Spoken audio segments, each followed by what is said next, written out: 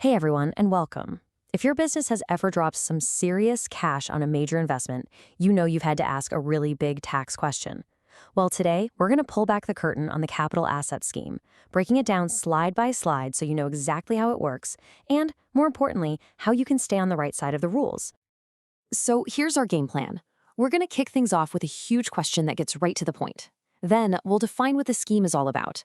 We'll walk through a real-world example year by year, and then tackle what happens if you sell that asset early. And finally, we'll wrap it all up with a super simple compliance checklist for you. All right, first things first. Let's frame the exact problem this whole scheme was built to solve. And trust me, it's a question that hits your cash flow right where it counts. Just imagine this. Your company goes all in on a massive new piece of tech, a 240 million dirham supercomputer. The VAT on that is a cool 12 million. So the big question is, can you get all of that tax money back right now on your next return? I mean, that's a huge deal for your cash flow, right? And the answer, well, it's not a simple yes or no. The reason the answer is a bit complicated is all because of a special framework called the capital asset scheme. So let's get into the ground rules. At its heart, this scheme is all about being fair and accurate over the long haul. It gets that for a big, expensive asset that's going to last for years, the way you use it for business might change. So it sets up a system to tweak the VAT you first claimed back to make sure it matches what's actually happening.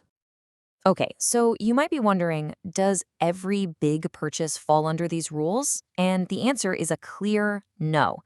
The tax authorities are actually super specific about what qualifies as a capital asset for this scheme.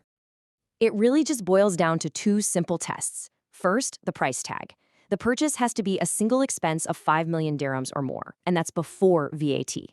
Second, it's about how long it's expected to last.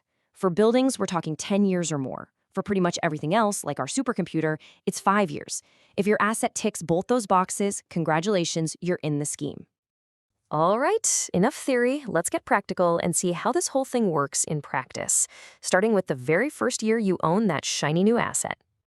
To make this totally clear, let's follow a company we'll call KX LLC. They're the ones who bought that 240 million dirham mainframe computer, paying 12 million in VAT. And since it's not a building, its life for the scheme is set at 5 years. These are the key numbers we're going to be playing with. Now, in year one, things are actually surprisingly simple. You just follow the regular rules for claiming back your input tax. You figure out what percentage of the time you're using the asset for taxable business stuff, and that's the slice of the VAT pie you get to claim back. For KX LLC, let's say that number is 50%. So here's our starting point. They paid 12 million in VAT. Their taxable business use was 50%, so they get to recover half of that, a whopping 6 million dirhams. They can claim that right away in their first VAT period. But, and this is the crucial part, that 6 million isn't set in stone. Think of it as provisional. So, what happens after year one? This is where we get to the real meat of the scheme. Think of it like an annual checkup to make sure the amount of VAT you've recovered stays accurate over the asset's life. Let's fast forward to year 3. Maybe the market shifted, and now KX LLC's taxable use of that supercomputer has dropped from that initial 50% down to just 40%. See the problem? There's a mismatch. That initial 6 million they got back was based on 50% usage, but that's not what's happening this year. So how do we fix this? We use the annual adjustment formula. Now, I know it might look a little scary, but it's actually completely logical. First, you take the total VAT you paid and spread it evenly across the asset's life, so you get a per-year VAT amount. Then, you just multiply that by the difference between your starting usage percentage and what you're actually using it for this year. Let's plug in the numbers for KX LLC. We take the 12 million in total VAT, divided by 5 years. Then we multiply that by the difference between the initial 50% and the new 40%. The result? 240,000 dirhams. And because their taxable use went down, this is an amount that KX LLC now has to pay back to the tax authority. Now, this whole adjustment process happens year after year. But what if you don't actually keep the asset that long? Let's talk about a really common scenario, selling a capital asset before that 5 or 10-year period is up. The rule here is pretty straightforward. You have to make one last big adjustment. This single calculation basically settles the score for all of the remaining years in that adjustment period, all in one go. And the logic for this final adjustment is brilliantly simple. It all comes down to how you sell it.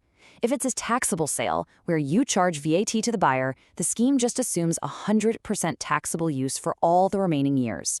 But if it's an exempt sale with no VAT, you have to assume 0% use. It's one or the other. Let's put this into action. Let's say KX LLC sells their computer during year 4, and it's a taxable supply. Remember, the original period was 5 years. So with the sale happening in year 4, that leaves just one full year, year 5, still on the clock. So check this out.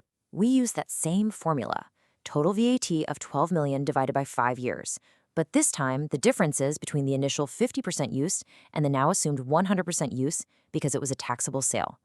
This actually gives us a negative number, which in this case means a recovery. That's right, by making a taxable sale, KX LLC gets to recover an extra 1.2 million dirhams in VAT.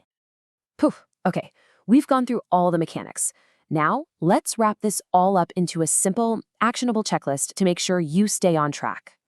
So, what do you actually need to do? First, and this is absolutely non-negotiable, you need to keep a capital asset register. This is your master document. Second, in that register, you have to track the original VAT paid and every single annual adjustment you make. Third, timing is key. You make these adjustments in the first VAT period of the next tax year.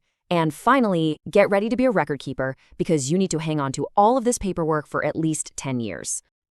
And that brings us to the end. We've broken down what can feel like a really complex scheme. And really, it all boils down to one simple but absolutely critical question for you to take back to your business. Is your asset register up to date?